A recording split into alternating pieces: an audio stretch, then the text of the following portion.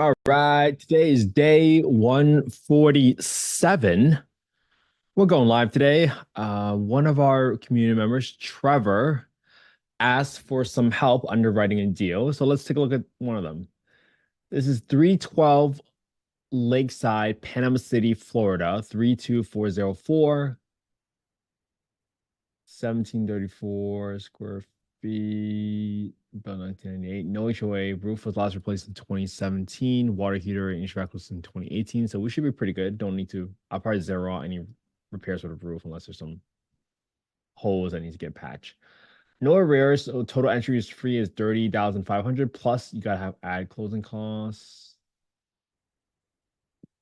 Agree renter subject to terms. So the underlying mortgage is 321, 147.53. The interest rate is 4%. The PITI is 2280.12. All right. So let me answer the first question that Trevor had first was his question was how do you back into the PITI if you can't get the payment to look exactly correct? Again, if you remember our goal of this underwriting process, goal of the underwriting process is to simply see whether or not this is worth your time. Now, everybody's deal parameters are different. So we plugged in the underlying loan here, 321, 147.53, interest rate of 4%. This loan started in, let's see if I can pull it up on PropStream really quick.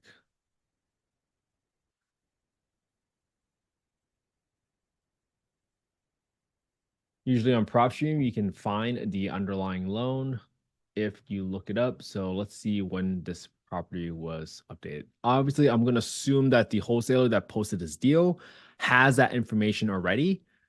However, I'm not going to take it for sure. And I want to just get a little bit more details here. So, whoops, this is 312 Lakeside, Panama City in Florida. All right, let's see. This shows up. Once you Google that, you can click on details. And usually there's a section here called the mortgage and transaction history. And here is your loan. Interesting. It says it's an adjustable loan. Want to check on that one. So this loan started on 4/28/22. So let me put that in 4/28/22. Loan due date is May 1st, 1779.68. What's that? 1779. It's 1533. Maybe it's gone up a little bit because of the variable rate, because there's no interest rate right here. So I'll take the wholesale's word as if we're now for 4%, but it probably doesn't match because this interest rate probably has adjusted. That's what I'm guessing. Either way, I'm going to take that PITI by going down here. So 2280.12. So I'm going to go to my property tax number equals 2280.12. And I'm going to subtract the principal and I'm going to subtract the interest rate. Okay. And then I'm going to have extra 35 bucks for insurance. Now, this line is no longer my property tax number. This line is now my property tax number and my insurance cost lumped into one, but that doesn't necessarily mean that's how it's broken out. But the goal is to simply calculate my cash and cash return, which is why I take the number that was given to me for the PITI by the wholesaler and I subtract the principal and interest portions of the sub-2 loan in order to arrive at my property tax number, which is also my insurance. But then I add extra 35 bucks because I assume that since this was a VA loan, someone was living there as a primary residence, and now I am paying a little bit extra for the insurance policy because it's a rental property. Hopefully that makes sense. All right. So as we do with every single property, and usually you will have your own way of underwriting. I'm just doing a quick street drive-by. I'm just going through the process, right? So I don't love when there's cars parked right on the grass. It's not a great look for the neighborhood, to be honest with you. So let's see what's going on here. Let's see if I can go to topapp.com and grab the crime score for this area. Neighborhood, and that's not bad. Crime score is 67. You guys can see that right here. I live in an area where it's roughly around 88, 90. So 67, that's pretty good. It's not a bad neighborhood. All right. So next thing I want to do is I want to get the FMR. So when you Google HUD FMR, click on the first link. you click on that access to smart area FMRs, and I'm looking for the rent ceiling. So this property is in Florida. What county is Panama City region? You can see. Do a quick search, control find, get the county. County is in Bay County. So I'm going to do Bay County, and I'm going to get the zip code for this property, which is 32404. 320404. 3-bedroom here is 1910. Let's see if we got that in here. 1910, perfect. 2390, perfect. And that's your FMR. All right. Then I'm going to check affordablehousing.com. And I want to look for the market rents. Why are we doing this? Because we are evaluating the rent reasonableness of the property. So there's a 3-bedroom. So I'm plugging 3.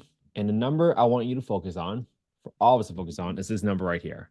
It says that for 25 units within a 0.75-mile radius, the average rent was $18.58. Great. So because I am going to use a rent reasonableness test, which means that I am going to take the lower of the two. I mean, you can use 1858 or 1900. You're pretty much really, really close to there. So let's say I put in 1900 because I'm going to renovate the property a little bit. It's pretty decent condition. No one's probably going to challenge you if you're $32 over the average.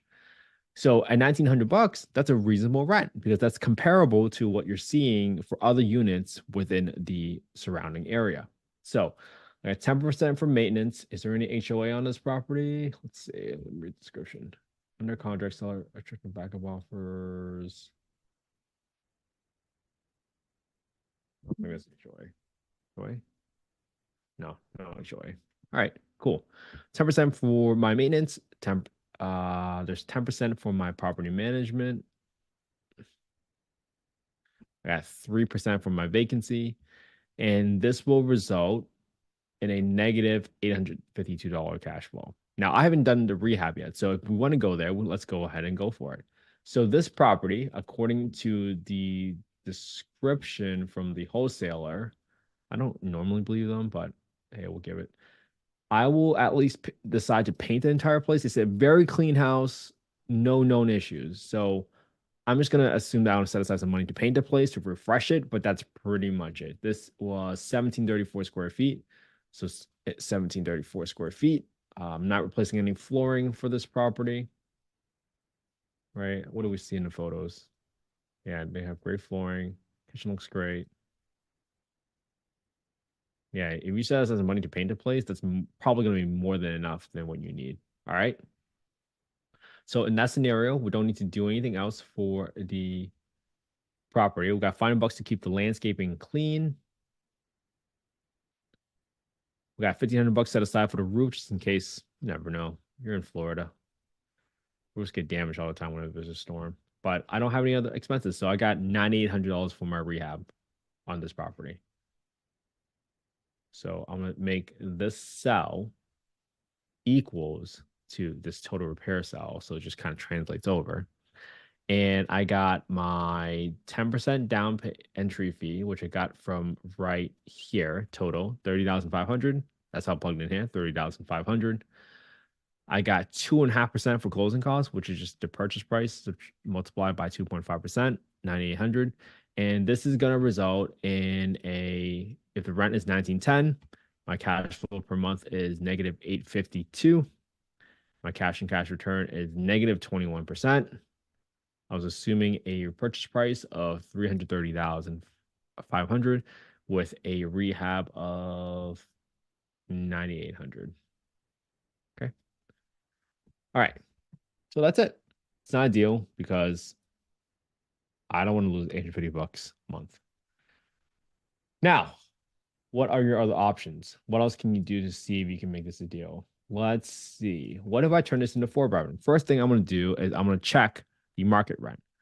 Does the market rent support me getting to a higher ceiling? At 2303 for a 4-bedroom, oh, that's still a little bit less than the ceiling rent of FMR. So what if I get to 2300? 2300, but I have to convert, let's say, the garage into additional bedrooms so I can get the additional rents. Well, let's say that cost me about $15,000 to convert the garage. Actually, let's just call it 20 grand. Just let's be a little bit more realistic. If you added 20 grand to your rehab, to turn it into a 4 bedroom so you can achieve a higher rental rate. So I went from 1900 to 2300 now. What's my what's one of my numbers? Well, I'm still losing, right? So this is bedroom. So this is 3 bedroom, 4 bedroom, bedroom. Okay. 3 bedroom, 4 bedroom. This is 2300 rent. But now my cash flow is negative 544. So did I improve my position? Yes, I did. Instead of a negative 21% return, I am now a negative 9.5% return. Instead of a negative 852, I'm now losing 544, right? Everything else is still the same at 33500, but my rehab is now 29. So just call it 30 grand. It'd be easy. So in both scenarios, these are not deals, but I think Trevor, your main question was how do I back into the number? And that's how I did it. That's all. No, nothing special. I just backed into it because you got to remember, you don't have to be exact on everything. And if you remember the live that I did yesterday, the goal of the live yesterday was to show you quickly how I would rule out a deal so that I don't burn any more time underwriting deals. And in this scenario, when you saw that the PI/TI from the wholesaler was 2,280, and you saw right away in the HUD FMR if your exit strategy is Section 8 specifically. If that is the case, well, okay, then that's how you know it's not a deal because the FMR, which is the rent ceiling, is less than the PITI. That's how you quickly know it's not a deal. So for me, I probably would have stopped underwriting it there because that's my own criteria. Obviously, this is not investment advice. I'm not soliciting any investments at all. I'm simply showing you all how to do the work, but most importantly, how to quickly rule out deals because we have to avoid burnout. A lot of people leave real estate because they do a lot of work without any returns, and there's really never any sort of promise that you're going to get a return on your investment or a return on your time. And that's the unfortunate truth of real estate, and it's also the unfortunate truth of entrepreneurship. So I hope you all are able to analyze the same deal I did today, put it on your own YouTube channel, create your undeniable track history to prove to yourself that you know what you're doing so that you can pull the trigger the next time you have a deal come across your table. But more importantly, if you ever have any partners to ask you or friends and family, because you're going to get doubts, you're going to get hate from so many folks. The best phrase I've heard is that everybody wants you to do well, but not better than them. And that's obviously a generalization because I have some really supportive friends and family. However, you have to be understanding and aware whenever you get any hate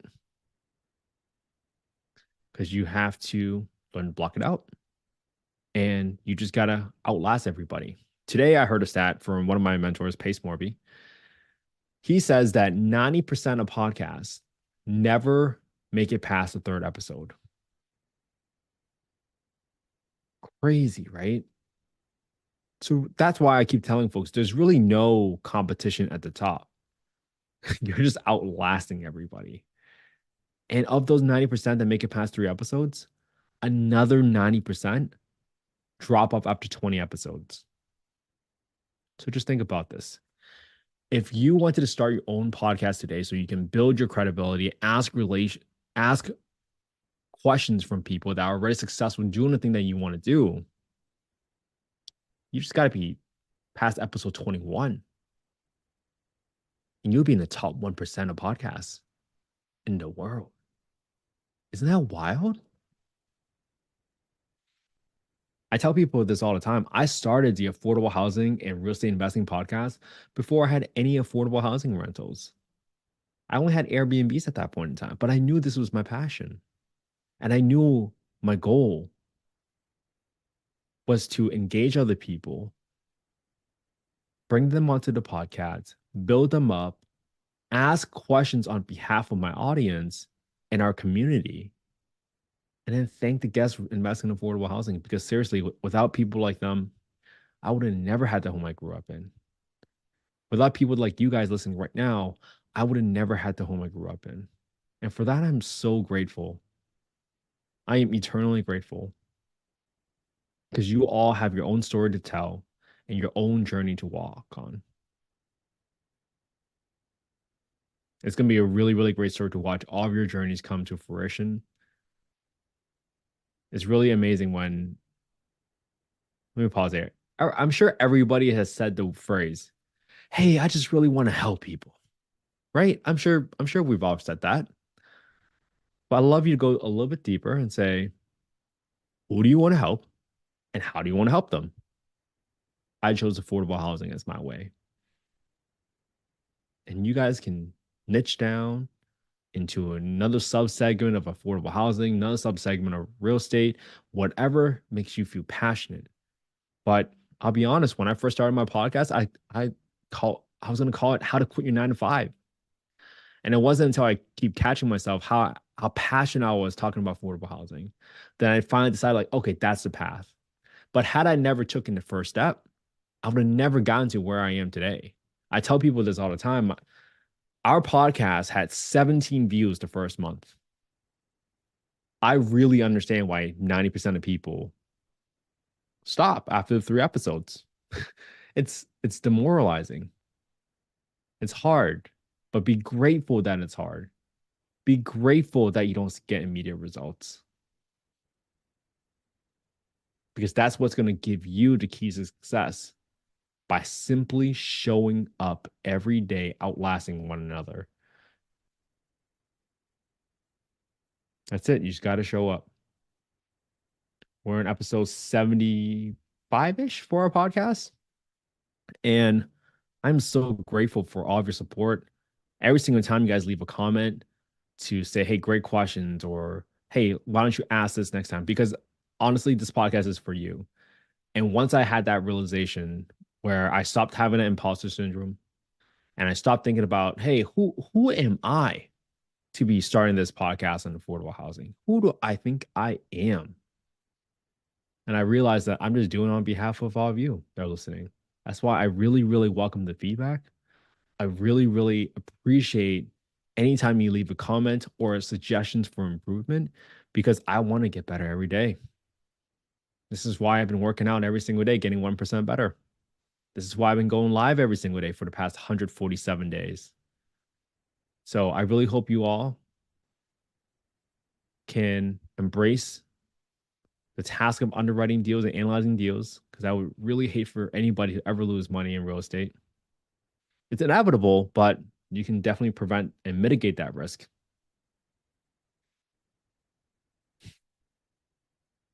Just stay consistent. 18 minutes a day is all it takes. If you do it for 365 days a year, you will be better at analyzing deals than 95% of America. That's it. It's that simple. You just got to show up and outlast everybody.